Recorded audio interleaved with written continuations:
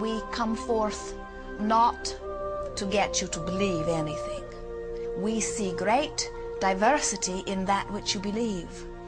And in all of that, there is perfect balance. And so we come forth not to alter your beliefs, but to reacquaint you with the eternal laws of the universe. And we are here to express all of that to you in detail. Let's talk a little bit about the nature of desire from, now don't get freaked out, a quantum physics point of view. Oh my God, this is going to talk about physics. I don't want to listen. Relax. You're going to enjoy this.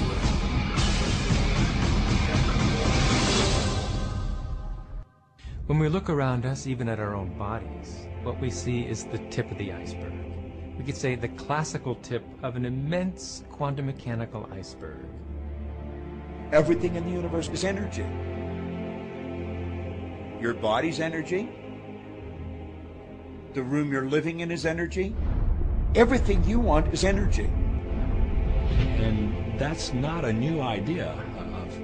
A fuzzy-haired guy in 1925 wrote on his chalkboard, E equals mc squared.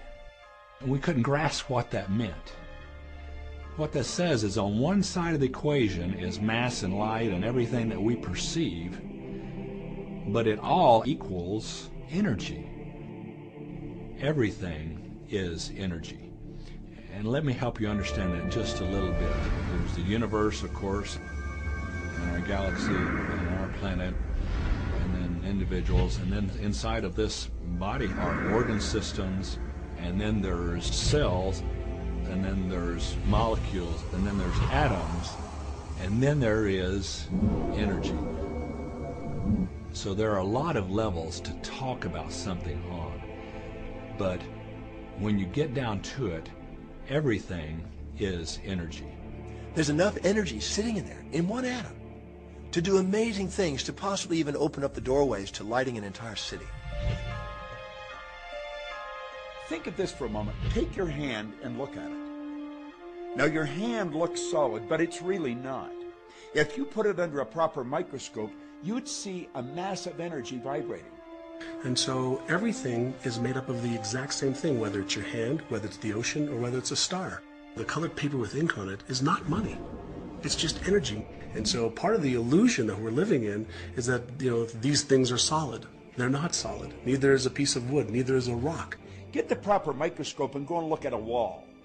That wall is not solid. That wall is a mass of energy in a very high speed of vibration.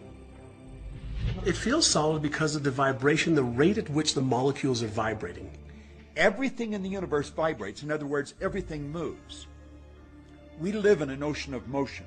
You are vibrational beings in a vibrational universe. Many people are not yet ready to acknowledge that they are vibrational. They prefer to see themselves as blood and bone specimens that they see in the mirror.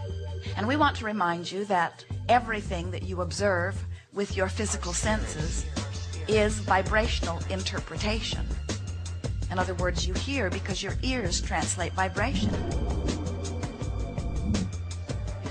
You see because your eyes translate vibration. You smell because your nose translates vibration. Your fingertips are translating vibration. Your tongue is translating vibration. All of your senses are about the translation of vibration, and that's why you are able to perceive your environment in the way that you do. So it's very difficult for us as scientists or engineers or medical doctors or anybody to come to terms with the fact that what our senses are telling us is really not the whole story. We've been so taught to live with our physical senses, hear, see, smell, taste, and touch.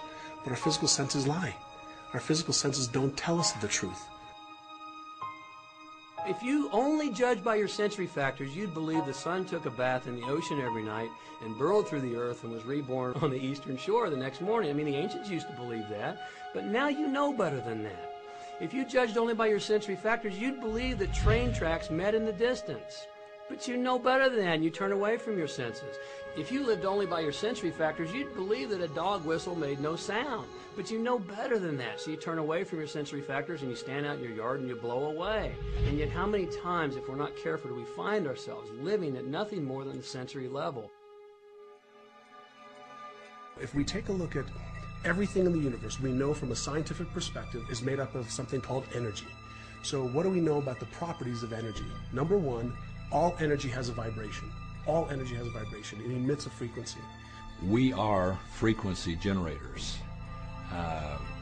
If you get close to someone's skin, you can feel infrared energy being given off.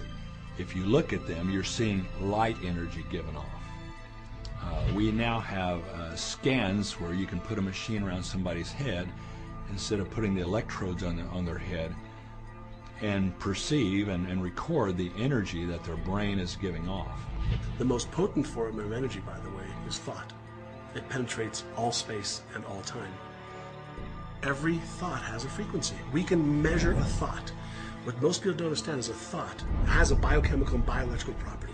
Every thought, which means it has a frequency. And so if you're thinking that thought over and over and over again, or if you're imagining in your mind, okay, having that brand new car, having the money that you need, building that company, finding your soulmate, if you imagine what that looks like, you're emitting that frequency on a consistent basis. Our job as humans is to hold on to the thoughts of what we want, make it absolute clear in our minds what we want, and from that we start to invoke one of the greatest laws in the universe. You've probably been sitting there wondering, what is the secret? I'll tell you how I have come to understand it.